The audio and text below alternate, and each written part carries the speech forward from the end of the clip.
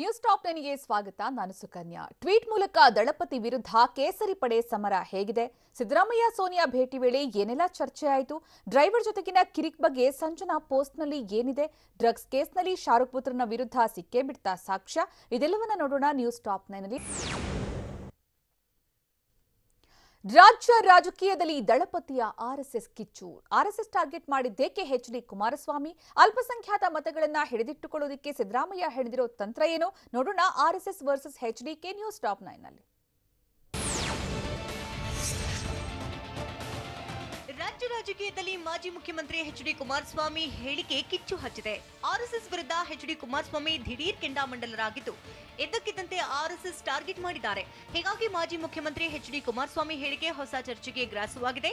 ಏಕಾಏಕಿ ಹರಿಹಾಯ್ದಿರುವಂತಹ ಎಚ್.ಡಿ.ಕೆ ಆರ್ಎಸ್ಎಸ್ ವಿರುದ್ಧ ಗಂಭೀರ ಆರೋಪ ಮಾಡಿದ್ದಾರೆ.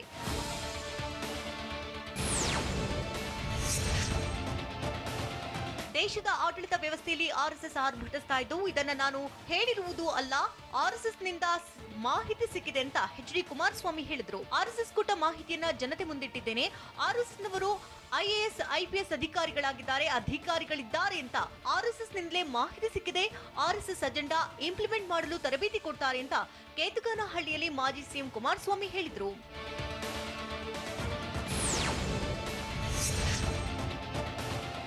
ಎಷ್ಟು ದಿನ ಸಿದ್ದರಾಮಯ್ಯ ಆರ್ಎಸ್ಎಸ್ ವಿರುದ್ಧ ಬಿಜೆಪಿ ವಿರುದ್ಧ ವಾಗ್ದಾಳಿ ನಡೆಸ್ತಾ ಇದ್ರು. ಇದಕ್ಕೆ ಬಿಜೆಪಿಗರು ಕೌಂಟರ್ ಕೊಡ್ತಿದ್ರು. ಆದ್ರೀಗ ಮಾಜಿ ಸಿಎಂ ಕುಮಾರಸ್ವಾಮಿಯು ಆರ್ಎಸ್ಎಸ್ ವಿರುದ್ಧ ವಾಗ್ದಾಳಿ ನಡೆಸಿದ್ದಾರೆ. ಇದು ರಾಜ್ಯ ರಾಜಕಾರಣದಲ್ಲಿ ಮತ್ತೆ ದೊಡ್ಡ ಕಿಡಿ ಹೊತ್ತುವಂತೆ ಮಾಡಿದೆ. ಆದ್ರೆ ಎಚ್.ಡಿ.ಕೆ ಆರ್ಎಸ್ಎಸ್ ವಿರೋಧಿ ಹೇಳಿಕೆ ಹಿಂದೆ ಮಾಸ್ಟರ್ ಪ್ಲಾನ್ ಇದೆ ಅಂತ ಹೇಳಲಾಗ್ತಾ ಇದ್ದು, ತಮ್ಮ ಮೇಲಿನ ಕಾಂಗ್ರೆಸ್ ಆರೋಪಗಳನ್ನ ಅಲ್ಲಗೆಳೆಯೋಕೆ ಎಚ್.ಡಿ.ಕೆ ರಣತಂತ್ರ ಹೆಣೆದಿದ್ದಾರೆ.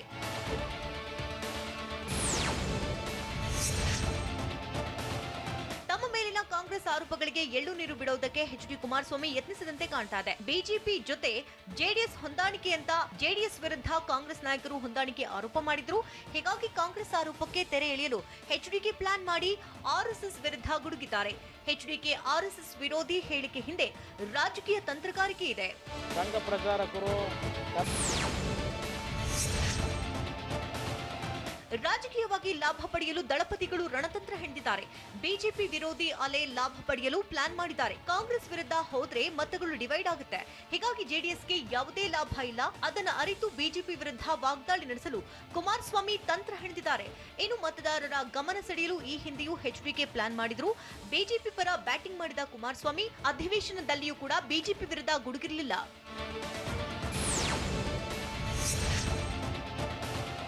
ನಾವು ಯಾರ ಜೊತೆಗೂ ಹೊಂದಾಣಿಕೆ ಮಾಡಿಕೊಳ್ಳುವುದಿಲ್ಲ ಅನ್ನೋ ಸಂದೇಶ ರವಾನಿಸಲು ಆರ್ಎಸ್ಎಸ್ ವಿರುದ್ಧ ಕುಮಾರಸ್ವಾಮಿ ವಾಗ್ದಾಳಿ ನಡೆಸಿದ್ದಾರೆ ಅಂತ ಹೇಳಲಾಗ್ತಿದೆ. 2018ರ ಚುನಾವಣೆಯಲ್ಲಿ ಸ್ವತಃ ರಾಹುಲ್ ಗಾಂಧಿ ಅವರೇ ಜೆಡಿಎಸ್ ಬಿಜೆಪಿಯ ಬಿ ಟೀಮ್ ಅಂತ ಹೇಳಿಕೆ ಕೊಟ್ಟಿದ್ರು. ಮುಂದಿನ 2023ರ ಚುನಾವಣೆಗಳಲ್ಲೂ ಕೈ ನಾಯಕರು ಇದೇ ಅಸ್ತ್ರವನ್ನ ಪ್ರಯೋಗಿಸೋ ಸಾಧ್ಯತೆ ಇದೆ. ಹೀಗಾಗಿ ಯಾರ ಜೊತೆಗೂ ಹೊಂದಾಣಿಕೆ ಇಲ್ಲ ಅನ್ನೋ ಸಂದೇಶ ರವಾನಿಸಿದ್ದು, ಉಪಚುನಾವಣೆ ಮತ್ತು ಮುಂದಿನ ಚುನಾವಣೆಯ ಲೆಕ್ಕಾಚಾರದಲ್ಲಿ ಆರ್ಎಸ್ಎಸ್ ವಿರುದ್ಧ ವಾಗ್ದಾಳಿ ನಡೆಸಿದ್ದಾರೆ.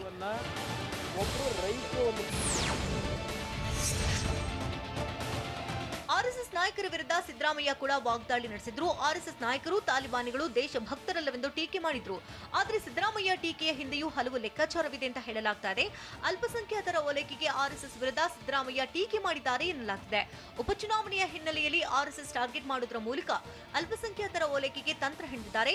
ಮುಸ್ಲಿಂ ಮತಗಳು ವಿಭಜನೆಯಾಗದಂತೆ ಸಿದ್ದರಾಮಯ್ಯ ಪ್ಲಾನ್ ಮಾಡಿದ್ದಾರೆ.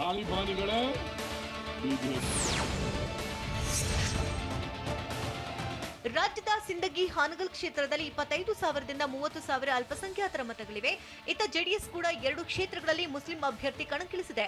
ಹೀಗಿರುವಾಗ ಅಲ್ಪಸಂಖ್ಯಾತ ಮತಗಳು ವಿಭಜನೆಯಾದರೆ ನೇರವಾಗಿ ಕಾಂಗ್ರೆಸ್ ಫಲಿತಾಂಶದ ಮೇಲೆ ಪರಿಣಾಮ ಬೀರುತ್ತೆ. ಇದೇ ಕಾರಣಕ್ಕೆ ಮತ ಹಿಡಿದಿಟ್ಟುಕೊಳ್ಳಲು ಸಿದ್ದರಾಮಯ್ಯ ತಂತ್ರ ಹೆಣೆದಿದ್ದು, ಆರ್ಎಸ್ಎಸ್ ಕುಟುಕುವ ಮೂಲಕ ಮತ್ತೆ ಹೊಸ ಚರ್ಚೆ ಹುಟ್ಟುಹಾಕಿದ್ದಾರೆ.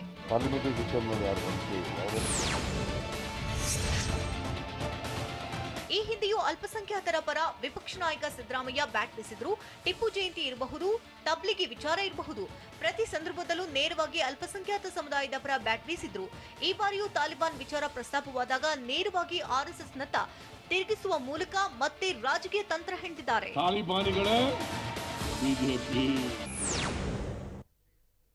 ಎಚ್.ಡಿ.ಕೆ ವರ್ಸಸ್ ಬಿಜೆಪಿ ನಡುವೆ ತೀವ್ರಗೊಂಡ ಆರ್ಎಸ್ಎಸ್ ವಾರ್. ಟ್ವೀಟ್ ಮೂಲಕ ದಳಪತಿ ವಿರುದ್ಧ ಕೇಸರಿ ಪಡೆ ಸಮರ. ಟ್ವೀಟಾಸ್ತ್ರ ಪ್ರಯೋಗಿಸುತ್ತಲೇ ಬಿಜೆಪಿಗೆ ಎಚ್.ಡಿ.ಕೆ ಟಕ್ಕರ್. ನೋಡೋಣ ಮುಗಿಬಿದ್ದ ಕೇಸರಿ ನ್ಯೂಸ್ ಟಾಪ್ 9ನಲ್ಲಿ. ಆರ್ಎಸ್ಎಸ್ ವಿರುದ್ಧ ಮಾಜಿ ಮುಖ್ಯಮಂತ್ರಿ ಎಚ್ಡಿ ಕುಮಾರಸ್ವಾಮಿ ಸಮರ ಸಾರಿದ್ದಾರೆ. ಕೇಸರಿ ಪಡೆಯು ತಿರುಗಿ ಬಿದ್ದಿದೆ. ಎಚ್ಡಿ ಕುಮಾರಸ್ವಾಮಿ ವಿರುದ್ಧ ರಾಜ್ಯ ಬಿಜೆಪಿ ನಾಯಕರು ಮುಗಿಬಿದ್ದಿದ್ದಾರೆ. ಬಿಜೆಪಿ ರಾಜ್ಯ ಉಪಾಧ್ಯಕ್ಷ ಬಿವೈ ವಿಜಯೇಂದ್ರ ಟ್ವೀಟ್ ಮಾಡಿದ್ದು, ಕುಮಾರಸ್ವಾಮಿ ಹೇಳಿಕೆ ಆರ್ಎಸ್ಎಸ್ ಬಗ್ಗೆ ಅವರಿಗಿರುವ ಅಜ್ಞಾನ, ಭೀತಿ, ಅವರ ವೈಯಕ್ತಿಕ ಹತಾಶೆಯ ಅಭಿವ್ಯಕ್ತಿಯಾಗಿದೆ ಅಂತ ಹೇಳಿದ್ದಾರೆ. ದೇಶ, ಜನರ ಸೇವೆ, ರಾಷ್ಟ್ರೀಯತೆ ಮೂರ್ತ ರೂಪವೇ ಆರ್ಎಸ್ಎಸ್. ಕೋಟ್ಯಾಂತರ ಜನರು ಆರ್ಎಸ್ಎಸ್ ವಿಚಾರಧಾರೆಗಳನ್ನು ಒಪ್ಪಿದ್ದಾರೆ ಅಂತ ಬಿಜೆಪಿ ರಾಜ್ಯ ಉಪಾಧ್ಯಕ್ಷ ಬಿವೈ ವಿಜಯೇಂದ್ರ ಟ್ವೀಟ್ ಮಾಡಿದ್ದಾರೆ.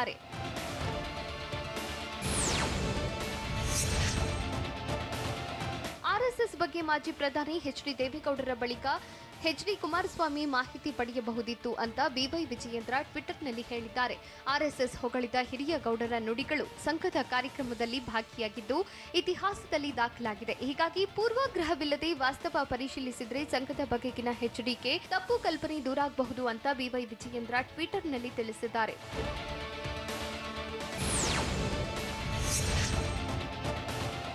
ಆರ್ಎಸ್ಎಸ್ ವಿರುದ್ಧದ ಎಚ್ಡಿ ಕುಮಾರಸ್ವಾಮಿ ಟೀಕೆಗೆ ನಟ ಜಗ್ಗೇಶ್ ಟಾಂಗ್ ಕೊಟ್ಟಿದ್ದಾರೆ. ಆರ್ಎಸ್ಎಸ್ ಜಾತಿ ಧರ್ಮ ಮೀರಿದ ಮಾತೃ ಹೃದಯ ಸಂಘಟನೆ. ಆರ್ಎಸ್ಎಸ್ ಬಗ್ಗೆ ಮಾತನಾಡೋರು ಅದರ ನಿಸ್ವಾರ್ಥ ಗುಣ ಅರಿಯಿರಿ ಅಂತ ಜಗ್ಗೇಶ್ ಟ್ವೀಟ್ ಮಾಡಿದ್ದಾರೆ. ಆರ್ಎಸ್ಎಸ್ನವರಿಗೆ ದೇಶವೇ ಮನೆ, ದೇಶವಾಸಿಗಳೇ ಬಂಧುಗಳು.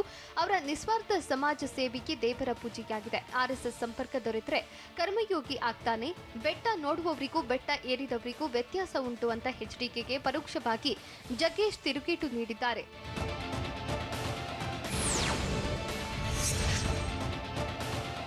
ಅಲ್ಪಸಂಖ್ಯಾತರ ಓಟು ಪಡೆಯಲು ಕುಮಾರಸ್ವಾಮಿ ಹೀಗೆ ಹೇಳ್ತಿದ್ದಾರೆ ಅಂತ ಸಚಿವ ಕೆಎಸ್ ಈಶ್ವರಪ್ಪ ಟಾಂಗ್ ಕೊಟ್ಟಿದ್ದಾರೆ. ಶಿವಮೊಗ್ಗದಲ್ಲಿ ಮಾತನಾಡಿದ ಅವರು, ಎಚ್ಡಿಕೆ ವೋಟ್ ಬ್ಯಾಂಕ್ ರಾಜಕಾರಣ ಮಾಡ್ತಾ ಇದ್ದು ಚುನಾವಣಾ ದೃಷ್ಟಿಕೋನದಿಂದ ಹೀಗೆ ಹೇಳಿದ್ದಾರೆ ಅಂತ ಹೇಳಿದ್ರು. ಐಎಎಸ್, ಐಪಿಎಸ್ಗೆ ಮಾತ್ರವಲ್ಲ, ಎಲ್ಲರಿಗೂ ಆರ್ಎಸ್ಎಸ್ನವರು ಸಹಾಯ ಮಾಡ್ತಾರೆ. ಸಹಾಯ ಮಾಡಿದರೆ ತಪ್ಪೇನು ಎಂದು ಈಶ್ವರಪ್ಪ ಪ್ರಶ್ನೆ ಮಾಡಿದ್ರು. ಅಲ್ಲದೆ ರಾಷ್ಟ್ರೀಯತೆಗಾಗಿ ಆರ್ಎಸ್ಎಸ್ ಸಂಘಟನೆ ಸಕ್ರಿಯವಾಗಿದ್ದು ಎಚ್ಡಿಕೆಗೆ ಮೆದುಳಿನ ಮೇಲೆ ಪೊರೆ ಬಂದಿದೆ. ಅದನ್ನ ತೆಗೆದು ನೋಡಿದ್ರೆ ಆರ್ಎಸ್ಎಸ್ ಸ್ವರೂಪ ಗೊತ್ತಾಗಲಿದೆ ಅಂತ ತಿರುಗೇಟು ಕೊಟ್ರು.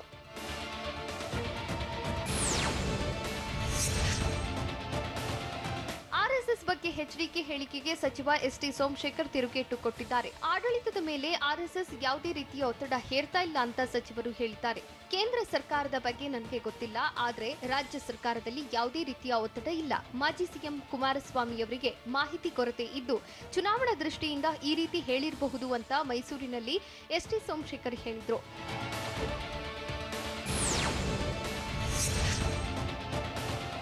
ಆರ್ಎಸ್ಎಸ್ ಸಂಸ್ಕೃತಿ ಗೊತ್ತಿಲ್ಲದವರು ಏನೇನು ಹೇಳ್ತಿದ್ದಾರೆ ಅಂತ ಬೆಳಗಾವಿಯಲ್ಲಿ ಸಚಿವ ಗೋವಿಂದ ಕಾರಜೋಳ ಹೇಳಿದ್ದಾರೆ. ಆರ್ಎಸ್ಎಸ್ನವರು ದೇಶಭಕ್ತರೆಂದು ಮೊದಲು ಗೊತ್ತಿರಬೇಕು. ಅವರಿಗೆ ಕಳಂಕ ತರಲು ಪ್ರಯತ್ನಿಸಿದ್ರೆ ಅದು ಆಗುವುದಿಲ್ಲ. ಆರ್ಎಸ್ಎಸ್ ದೇಶಪ್ರೇಮ ಹುಟ್ಟು ಹಾಕುವ ಕೆಲಸ ಮಾಡ್ತಾ ಇದ್ದು ಯಾರನ್ನೂ ಖುಷಿಪಡಿಸಲು ಹೇಳಿಕೆ ಕೊಟ್ರೆ ಅರ್ಥವಿಲ್ಲ. ಹತಾಶರಾಗಿ ಹೇಳಿಕೆ ಕೊಟ್ರೆ ಅವರ ಗೌರವಕ್ಕೆ ಧಕ್ಕೆಯಾಗಲಿದೆ. ಆರ್ಎಸ್ಎಸ್ನವರು ಐಎಎಸ್, ಐಪಿಎಸ್ ಆಗಿದ್ದಾರೆ ಎಂಬುದು ಸುಳ್ಳು ಅಂತ ಬೆಳಗಾವಿಯಲ್ಲಿ ಸಚಿವ ಗೋವಿಂದ ಕಾರಜೋಳ ಹೇಳಿದ್ದಾರೆ.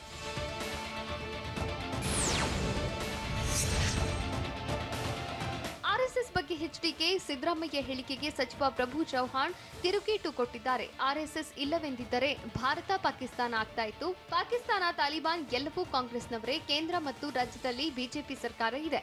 ಇದನ್ನ ಸಹಿಸಲು ಆಗದೆ ಹೀಗೆಲ್ಲ ಮಾತನಾಡುತ್ತಿದ್ದಾರೆ ಅಂತ ಪ್ರಭು ಚೌಹಾಣ್ ತಿಳಿಸಿದ್ದಾರೆ.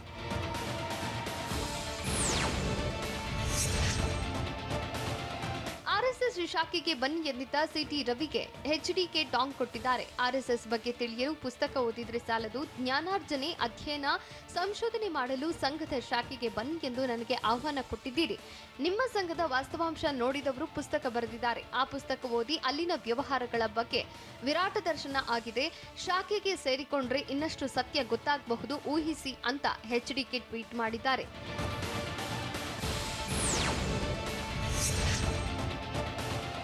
ಸರಣಿ ಟ್ವೀಟ್ ಮೂಲಕ ಬಿಜೆಪಿಗೆ ಎಚ್ಡಿ ಕುಮಾರಸ್ವಾಮಿ ಟಕ್ಕರ್ ಕೊಟ್ಟಿದ್ದಾರೆ. ಸ್ವಜನ ಪಕ್ಷಪಾತ, ಭ್ರಷ್ಟಾಚಾರ, ಕುಟುಂಬ ರಾಜಕಾರಣ ಹೀಗೆ ಹಲವು ವಿಚಾರಗಳ ಬಗ್ಗೆ ಪ್ರಸ್ತಾಪಿಸಿ ಮಾತನಾಡಿದ್ದೀರಿ.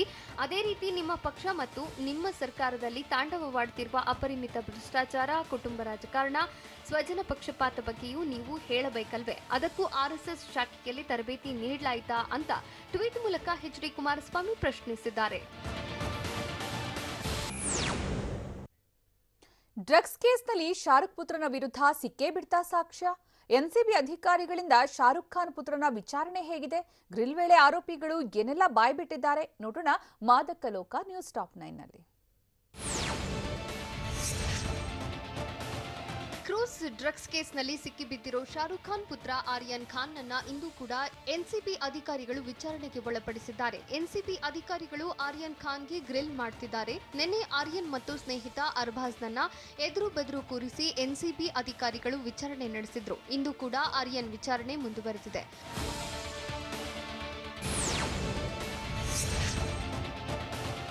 ಶಾರುಖ್ ಖಾನ್ ಪುತ್ರ ಆರ್ಯನ್ ಖಾನ್ ನನ್ನ ಎನ್ಸಿಬಿ ಅಧಿಕಾರಿಗಳು ನಾಳೆ ಕೋರ್ಟ್ಗೆ ಹಾಜರುಪಡಿಸಲಿದ್ದಾರೆ. ಅಕ್ಟೋಬರ್ 7ರವರೆಗೆ ಕೋರ್ಟ್ ಆರ್ಯನ್ ಖಾನ್ ನನ್ನ ಎನ್ಸಿಬಿ ಕಸ್ಟಡಿಗೆ ನೀಡಿತ್ತು. ಹೀಗಾಗಿ ಇಂದು ಮಾದಕ ವಸ್ತು ನಿಯಂತ್ರಣ ಘಟಕದ ಅಧಿಕಾರಿಗಳು ಮತ್ತಷ್ಟು ವಿಚಾರಣೆ ಮಾಡುತ್ತಿದ್ದಾರೆ. ಇನ್ನು ನಾಳೆ ಶಾರುಖ್ ಪುತ್ರನನ್ನ ಕೋರ್ಟ್ಗೆ ಹಾಜರುಪಡಿಸಲಿದ್ದು, ನಾಳೆ ಮತ್ತೆ ಆರ್ಯನ್ ಪರ ವಕೀಲರು ಜಾಮೀನು ಅರ್ಜಿಗೆ ಸಲ್ಲಿಸಲಿದ್ದಾರೆ.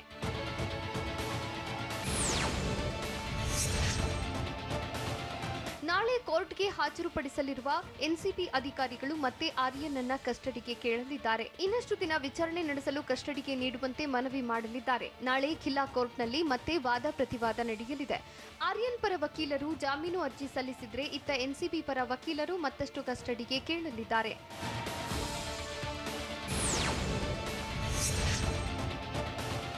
ಕ್ರೂಸ್ ಡ್ರಗ್ಸ್ ಕೇಸ್ ಸಂಬಂಧ ಎನ್ಸಿಬಿ ಅಧಿಕಾರಿಗಳ ತನಿಖೆ ತೀವ್ರಗೊಂಡಿದೆ. ಇಂದು ಮುಂಜಾನೆ ಎನ್ಸಿಬಿ ಅಧಿಕಾರಿಗಳು ಮತ್ತೆ 4 ಜನರನ್ನ ಬಂಧಿಸಿದ್ದಾರೆ.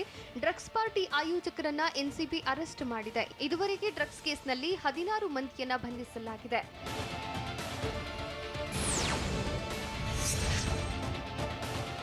ಡ್ರಗ್ಸ್ ಕೇಸ್ ಸಂಬಂಧ ಆರ್ಯನ್ ಖಾನ್ಗೆ ಮತ್ತಷ್ಟು ಸಂಕಷ್ಟ ಎದುರಾಗುವ ಸಾಧ್ಯತೆ ಇದೆ. ವಿಧಿವಿಜ್ಞಾನ ಪ್ರಯೋಗಾಲಯಕ್ಕೆ ಆರ್ಯನ್ ಖಾನ್ ಮೊಬೈಲ್ ರವಾನೆ ಮಾಡಲಾಗಿದೆ. ಮುಂಬೈನಲ್ಲಿರೋ ವಿಧಿವಿಜ್ಞಾನ ಪ್ರಯೋಗಾಲಯಕ್ಕೆ ಆರ್ಯನ್ ಮೊಬೈಲ್ ಕಳಿಸಿದ್ದು, ಶಾರುಖ್ ಪುತ್ರನ ಮೊಬೈಲ್ ಸಂಪೂರ್ಣ ಪರಿಶೀಲನೆ ಮಾಡಲಾಗ್ತಾ ಇದೆ. ಮೊಬೈಲ್ನಲ್ಲಿರೋ ಫೋಟೋ, ಚಾಟ್ ಪರಿಶೀಲಿಸುತ್ತಿದ್ದು, ಡ್ರಗ್ಸ್ಗೆ ಸಂಬಂಧಿಸಿದ ದಾಖಲೆಗಾಗಿ ತಲಾಶ್ ಮಾಡ್ತಿದ್ದಾರೆ.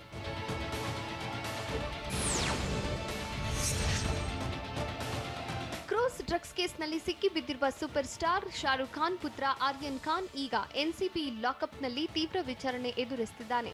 ಆರ್ಯನ್ ಖಾನ್ಗೆ ಮನೆಯ ಊಟದ ಅವಕಾಶವಿಲ್ಲ, ಆದರೆ ಮನೆಯಿಂದ ಬಟ್ಟೆ ತರಿಸಿಕೊಳ್ಳಲು ಅವಕಾಶ ನೀಡಲಾಗಿದೆ. ಎನ್ಸಿಬಿ ಮೆಸ್ನಿಂದ ಹಾಗೂ ಸ್ಟ್ರೀಟ್ ಫುಡ್ ಊಟ ನೀಡಲಾಗುತ್ತಿದೆ. ಸಾಮಾನ್ಯ ಆರೋಪಿಗಳಂತೆ ಆರ್ಯನ್ ಖಾನ್ಗೂ ಸಾಮಾನ್ಯ ಸೌಲಭ್ಯ ಮಾತ್ರ ನೀಡಲಾಗಿದೆ. ತಂದೆ ಶಾರುಖ್ ಖಾನ್ ಜೊತೆ ಒಮ್ಮೆ ಮಾತ್ರ 2 ನಿಮಿಷ ಲ್ಯಾಂಡ್ಲೈನ್ ಫೋನ್ನಿಂದ ಮಾತನಾಡಲು ಅವಕಾಶ ನೀಡಲಾಗಿತ್ತು.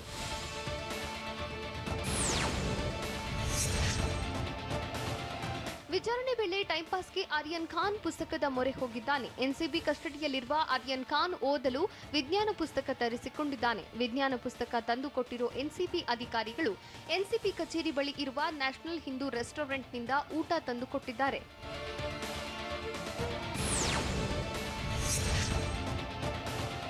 ಡ್ರಗ್ಸ್ ಕೇಸ್ನ ವಿಚಾರಣೆ ವೇಳೆ ಆರೋಪಿಗಳು ಡ್ರಗ್ಸ್ ಪೆಡ್ಲರ್ಗಳ ಹೆಸರು ಬಾಯ್ಬಿಡ್ತಿಲ್ಲ. ಆರ್ಯನ್ ಮತ್ತು ಆತನ ಸ್ನೇಹಿತ ಅರ್ಬಾಜ್ ಪೆಡ್ಲರ್ಗಳ ಹೆಸರು ಹೇಳಿಲ್ಲ. ಕೇವಲ ಗೋವಾ ಮೂಲದ ಡ್ರಗ್ಸ್ ಪೆಡ್ಲರ್ ಮೂಲಕ ಡ್ರಗ್ಸ್ ಸಿಕ್ಕಿರೋದಾಗಿ ಅರ್ಬಾಜ್ ಹೇಳಿದ್ದಾನೆ. ಇತ್ತ ಮುಂಬೈ ವಿಮಾನ ನಿಲ್ದಾಣದ ಹೋಟೆಲ್ ಬಳಿ ಡ್ರಗ್ಸ್ ಸಿಕ್ಕಿರೋದಾಗಿ ಡ್ರಗ್ಸ್ ಕೇಸ್ನಲ್ಲಿ ಮತ್ತೊಬ್ಬ ಬಂಧಿತ ಆರೋಪಿ ಬಾಯ್ಬಿಟ್ಟಿದ್ದಾನೆ.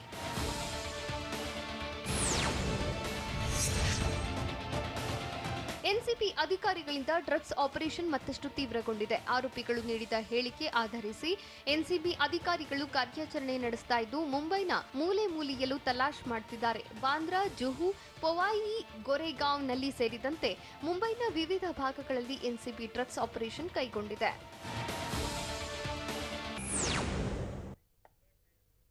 ಧಾರಾಕಾರ ಮಳೆಗೆ ರಸ್ತೆಗೆ ಬೃಹತ್ ಗಾತ್ರದ ಮರ ಬಿದ್ದಿದ್ದಲ್ಲಿ, 10ಕ್ಕೂ ಹೆಚ್ಚು ವಿದ್ಯುತ್ ಕಂಬಗಳು ನೆಲಸಮವಾಗಿ 16 ಮನೆಯ ಶೆಡ್ಗಳು ಹಾರಿ ಹೋಗಿದ್ದಲ್ಲಿ, ಮಳೆಯಿಂದ ಕೆಆರ್ ಮಾರ್ಕೆಟ್ನಲ್ಲಿ ವ್ಯಾಪಾರಿಗಳು ಏನೆಲ್ಲ ಸಮಸ್ಯೆ ಎದುರಿಸಿದ್ರು ನೋಡೋಣ ವರುಣಾರ್ ಭಟ ನ್ಯೂಸ್ ಟಾಪ್ 9ನಲ್ಲಿ.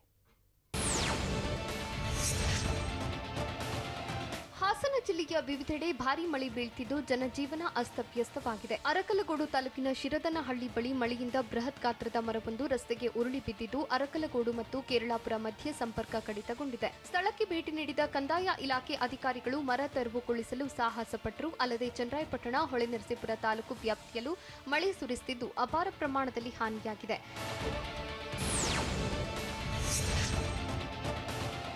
ಯಾದಗಿರಿ ಜಿಲ್ಲೆಯಲ್ಲೂ ಭಾರೀ ಗಾಳಿ ಸಹಿತ ಜೋರು ಮಳೆ ಸುರಿದಿದ್ದು ಜನರು ಪರದಾಡುವಂತಾಗಿತ್ತು. ಅದರಲ್ಲೂ ಯಾದಗಿರಿ ತಾಲೂಕಿನ ಮೊಟ್ನಹಳ್ಳಿ ಗ್ರಾಮದಲ್ಲಿ 15ಕ್ಕೂ ಹೆಚ್ಚು ಮರಗಳು ಧರೆಗುರುಳಿದ್ವು. ಭಾರೀ ಗಾಳಿ ಮಳೆಗೆ 10ಕ್ಕೂ ಹೆಚ್ಚು ವಿದ್ಯುತ್ ಕಂಬಗಳು ನೆಲಸಮವಾಗಿದ್ವು. 16 ಮನೆಯ ಶೆಡ್ಗಳು ಕೂಡ ಹಾರಿ ಹೋಗಿದ್ದು ಮಳೆ ಅವಾಂತರವನ್ನೇ ಸೃಷ್ಟಿಸಿತ್ತು. ಅದೃಷ್ಟವಶಾತ್ ಯಾವುದೇ ಪ್ರಾಣ ಹಾನಿಯಾಗಿಲ್ಲ.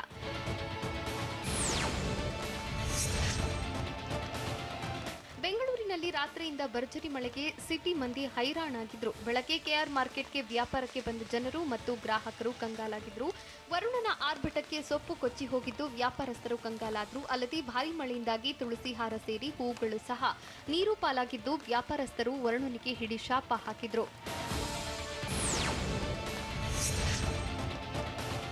ಬೆಂಗಳೂರಿನ ಕೆಆರ್ ಮಾರ್ಕೆಟ್ನ ಫ್ಲೈಓವರ್ ಮೇಲೆ ನೀರು ನಿಂತು ಸವಾರರು ಪರದಾಡಿದ್ರು. ಜಿಟಿ ಮಳೆಯಿಂದ ಫ್ಲೈಓವರ್ನಲ್ಲಿ ನೀರು ಸಂಗ್ರಹವಾಗಿದ್ದು ಅಂಗಡಿಗೆ ಮತ್ತು ಆಫೀಸ್ಗೆ ತೆರಳು ಮಂದಿ ಬಿಬಿಎಂಪಿಗೆ ಹಿಡಿ ಶಾಪ ಹಾಕಿದ್ರು. ಈ ವೇಳೆ ಟ್ರಾಫಿಕ್ ಪೊಲೀಸರೊಬ್ಬರು ನೀರು ಹರಿಸಲು ಹರಸಾಹಸ ಪಟ್ಟರು.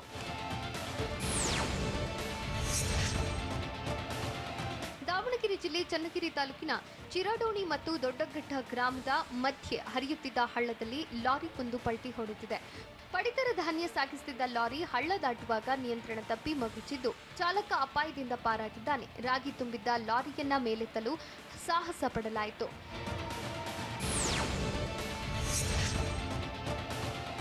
ಚಾಮರಾಜನಗರ ತಾಲೂಕಿನ ಯಡಪೂರು ಬಳಿ ನಿರ್ಮಿಸಲಾಗಿರೋ ಹೆಲಿಪ್ಯಾಡ್ ಮಳೆಗೆ ಕೆಸರು ಗದ್ದೆಯಂತಾಗಿತ್ತು. ಆಸ್ಪತ್ರೆಯೊಂದರ ಉದ್ಘಾಟನೆಗೆ ರಾಷ್ಟ್ರಪತಿ ರಾಮನಾಥ್ ಕೋವಿಂದ್ ನಾಳೆ ಚಾಮರಾಜನಗರಕ್ಕೆ ಆಗಮಿಸುತ್ತಿದ್ದಾರೆ.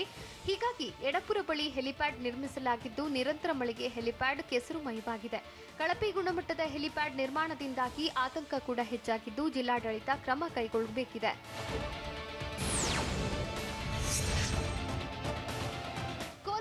ಕೋಲಾರಮ್ಮ ಕೆರೆ ಕೋಡಿ ಹರಿದಿದ್ದು ಸ್ಮಶಾನ ಜಲಾವೃತವಾಗಿದೆ. ಹೀಗಾಗಿ ಮಹಾಲಯ ಅಮಾವಾಸ್ಯೆ ದಿನವಾದ ಇಂದು ಪಿತೃಗಳಿಗೆ ಪೂಜೆ ಸಲ್ಲಿಸಲು ಜನ ಪರದಾಡುವಂತಾಗಿತ್ತು. ಅಲ್ಲದೆ ಮೊಳಕಾಲುದ್ದ ನೀರಲ್ಲಿ ತೆರಳಿ ಜನರು ಸಮಾಧಿಗೆ ಪೂಜೆ ಸಲ್ಲಿಸಿದ್ರು. ಕೋಲಾರಮ್ಮನ ಕೆರೆ ನೀರು ಹರಿದು ಸ್ಮಶಾನ ಮುಳುಗಿದ್ರಿಂದ ಇಷ್ಟೆಲ್ಲ ಅವಾಂತರಕ್ಕೆ ಕಾರಣವಾಗಿತ್ತು.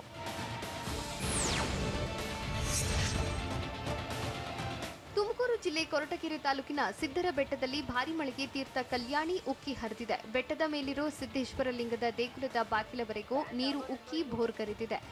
ರಾತ್ರಿ ಸುರಿದ ಸತತ ಮಳೆಗೆ ಕಲ್ಯಾಣಿಯಲ್ಲಿ ನೀರು ಬುಗ್ಗಿಯಂತೆ ಉಕ್ಕುತ್ತಿದ್ದು ಭಕ್ತರ ಹರ್ಷಕ್ಕೆ ಕಾರಣವಾಗಿತ್ತು. ಬೆಟ್ಟ ಹತ್ತಿ ಬರುವ ಭಕ್ತರು ಸಿದ್ದೇಶ್ವರ ಲಿಂಗದ ಮುಂದಿನ ಕಲ್ಯಾಣಿ ನೀರಲ್ಲಿ ಸ್ನಾನ ಮಾಡಿದ್ರೆ ಒಳ್ಳೆಯದಾಗುತ್ತೆ ಎಂಬ ಪ್ರತೀತಿ ಇದೆ.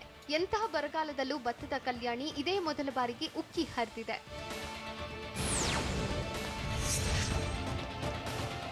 ಚಿತ್ರದುರ್ಗ ಜಿಲ್ಲೆಯಲ್ಲೂ ಬೆಳಗಿನಿಂದ ಜಿಟಿ ಮಳೆ ಸುರಿಯುತ್ತಿದೆ. ತುಂತುರು ಮಳೆಯಿಂದಾಗಿ ನಗರದಲ್ಲಿ ವಾಹನ ಸಂಚಾರ ಮಂದಗತಿಯಲ್ಲಿ ಸಾಗಿತ್ತು.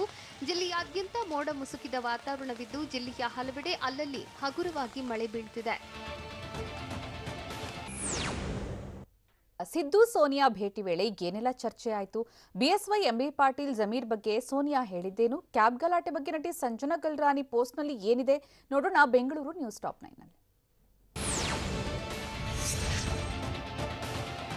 ನಿನ್ನೆ ದೆಹಲಿಯಲ್ಲಿ ಸೋನಿಯಾ ಗಾಂಧಿಯನ್ನ ಭೇಟಿಯಾಗಿದ್ದ ಸಿದ್ದರಾಮಯ್ಯ ಹಲವು ವಿಚಾರಗಳ ಬಗ್ಗೆ ಚರ್ಚಿಸಿದ್ದಾರೆ. ಬಿಎಸ್ ಯಡಿಯೂರಪ್ಪರನ್ನ ಸಿಎಂ ಸ್ಥಾನದಿಂದ ಕೆಳಗಿಳಿಸಿದ ವಿಚಾರವೂ ಪ್ರಸ್ತಾಪವಾಗಿದ್ದು ಬಿಎಸ್ವೈಯನ್ನ ನಡೆಸಿಕೊಂಡ ರೀತಿ ಬಗ್ಗೆ ಲಿಂಗಾಯತ ಸಮುದಾಯದಲ್ಲಿ ಬೇಸರವಿದೆ ಎಂದು ಸಿದ್ದರಾಮಯ್ಯ ಹೇಳಿದ್ದಾರೆ.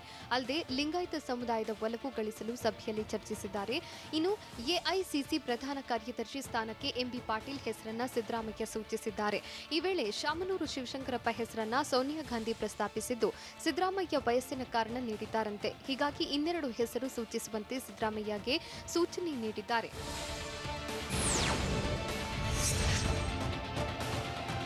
ಸೋನಿಯಾ ಗಾಂಧಿ ಜೊತೆ ಸಿದ್ದರಾಮಯ್ಯ ಸುಮಾರು 35 ನಿಮಿಷಗಳ ಕಾಲ ಮಾತುಕತೆ ನಡೆಸಿದ್ದು ರಾಜ್ಯ ರಾಜಕೀಯದ ಬಗ್ಗೆ ಚರ್ಚಿಸಿದ್ದಾರೆ. ಈ ವೇಳೆ ಎಲ್ಲಾ ಸಮುದಾಯಗಳನ್ನು ಒಟ್ಟಾಗಿ ತೆಗೆದುಕೊಂಡು ಹೋಗಬೇಕು ಅಂತ ಸೋನಿಯಾ ಗಾಂಧಿ ತಿಳಿಸಿದ್ದು ಕಾಂಗ್ರೆಸ್ ಪಕ್ಷವನ್ನ ಮತ್ತಷ್ಟು ಬಲಿಷ್ಠಗೊಳಿಸೋದು ಮುಖ್ಯ ಎಂದು ಸೂಚಿಸಿದ್ದಾರೆ.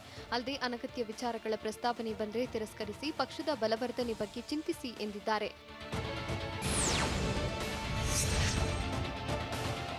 ಸಿದ್ದರಾಮಯ್ಯ ನಾಯಕತ್ವವನ್ನ ಸೋನಿಯಾ ಗಾಂಧಿ ಶ್ಲಾಘಿಸಿದ್ದಾರೆ. ರಾಹುಲ್ ಗಾಂಧಿ ನಿಮ್ಮ ನಾಯಕತ್ವವನ್ನ ಹಾಡಿ ಹೊಗಳಿದ್ದಾರೆ.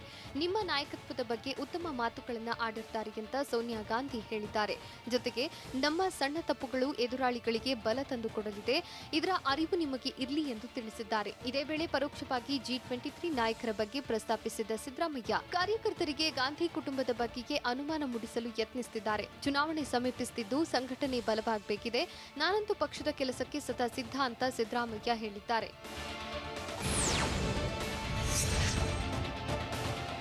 ಸಿಎಂ ಇಬ್ರಾಹಿಂ ಕಾಂಗ್ರೆಸ್ನಿಂದ ದೂರವಾಗ್ತಿದ್ದಾರೆ. ಹೀಗಾಗಿ ನಿನ್ನೆ ಭೇಟಿ ವೇಳೆ ಸೋನಿಯಾ ಗಾಂಧಿಗೆ ಜಮೀರ್ ಅಹಮದ್ರನ್ನ ಸಿದ್ದರಾಮಯ್ಯ ಪರಿಚಯಿಸಿದ್ದಾರೆ. ಈ ವೇಳೆ ನನಗೆ ಜಮೀರ್ ಬಗ್ಗೆ ಗೊತ್ತು ಎಂದ ಸೋನಿಯಾ ಗಾಂಧಿ, ನೀವು ಇಡಿ ಕೇಸ್ನಲ್ಲಿ ಸಿಲುಕಿದ್ದೀರಿ ಅಲ್ಲವೇ ಎಂದು ಪ್ರಶ್ನೆ ಮಾಡಿದ್ರಂತೆ. ಹೀಗಾಗಿ ಇಡಿ ಕೇಸ್ನಿಂದ ಶೀಘ್ರ ಹೊರಬರುವುದಾಗಿ ಜಮೀರ್ ಹೇಳಿದ್ದು, ಪಕ್ಷ ನಿಮ್ಮ ಜೊತೆ ಇರಲಿದೆ ಎಂದು ಸೋನಿಯಾ ಭರವಸೆ ಕೊಟ್ಟಿದ್ದಾರೆ.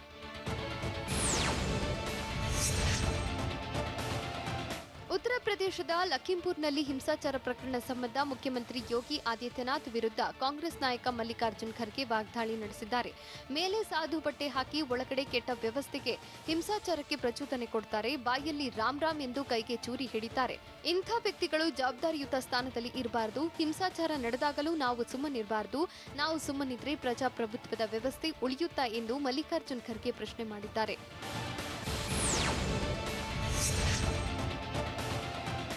ಆರ್ಎಸ್ಎಸ್ ವಿರುದ್ಧ ಹೋರಾಡಿದ್ದಕ್ಕಾಗಿಯೇ ನಾನು ಚುನಾವಣೆಯಲ್ಲಿ ಸೋಲಬೇಕಾಯಿತು. ಆದರೂ ಆರ್ಎಸ್ಎಸ್ ವಿರುದ್ಧ ನಾವು ಹೋರಾಟ ಮಾಡ್ತೇವೆ ಅಂತ ಬೆಂಗಳೂರಿನಲ್ಲಿ ಕಾಂಗ್ರೆಸ್ ನಾಯಕ ಮಲ್ಲಿಕಾರ್ಜುನ್ ಖರ್ಗೆ ಹೇಳಿದ್ದಾರೆ. ಆರ್ಎಸ್ಎಸ್ನವರು ಮನುಸ್ಮೃತಿಯಲ್ಲಿ ನಂಬಿಕೆ ಇಟ್ಟವರು, ಗೋಲ್ವಾಲ್ಕರ್ ಪುಸ್ತಕಗಳನ್ನು ಓದಿದವರು ಎಂದು ಖರ್ಗೆ ವಾಗ್ದಾಳಿ ನಡೆಸಿದ್ದಾರೆ.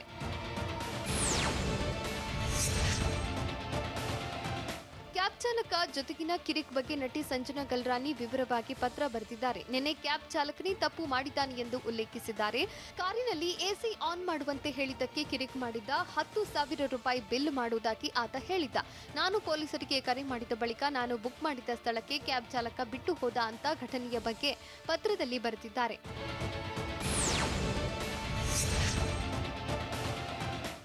ಬೆಂಗಳೂರಿನಲ್ಲಿ ಮಕ್ಕಳ ಮಾರಾಟ ದಂಧೆ ಬೆಳಕಿಗೆ ಬಂದಿದ್ದು, ಪೊಲೀಸರ ಬಲೆಗೆ ಕಿಲಾಡಿ ಗ್ಯಾಂಗ್ ಬಿದ್ದಿದೆ. ಬಡವರಿಂದ ಮಕ್ಕಳನ್ನ ಕಡಿಮೆ ಬೆಲೆಗೆ ಖರೀದಿಸಿ ನಂತರ ಬೇರೆಯವರಿಗೆ ಮಾರಾಟ ಮಾಡುತ್ತಿದ್ರು. ಬಡವರಿಂದ ಖರೀದಿ ಮಾಡಿದ್ದ ವಿಚಾರವನ್ನ ಮುಚ್ಚಿಟ್ಟು ಇವರೇ ಮಕ್ಕಳ ತಾಯಿ ಎಂದು ಮತ್ತೊಬ್ಬರನ್ನ ತೋರಿಸ್ತಿದ್ರು. 2 ರಿಂದ 3 ಲಕ್ಷ ರೂಪಾಯಿಗೆ ಮಕ್ಕಳನ್ನ ಮಾರಿದ್ದು, ಸದ್ಯ 11 ಮಕ್ಕಳನ್ನ ಮಾರಾಟ ಮಾಡಿರೋದು ಬೆಳಕಿಗೆ ಬಂದಿದೆ.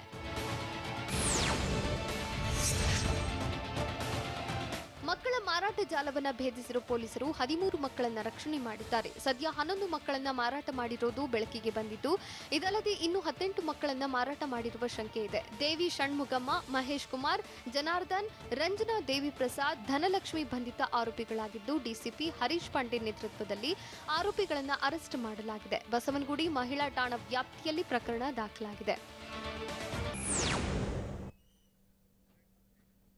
ಇದು ಇವತ್ತಿನ ನ್ಯೂಸ್ ಟಾಪ್ 9. ನಿರಂತರ ಸುದ್ದಿಗಾಗಿ ನೋಡ್ತಾ ಇರಿ TV9.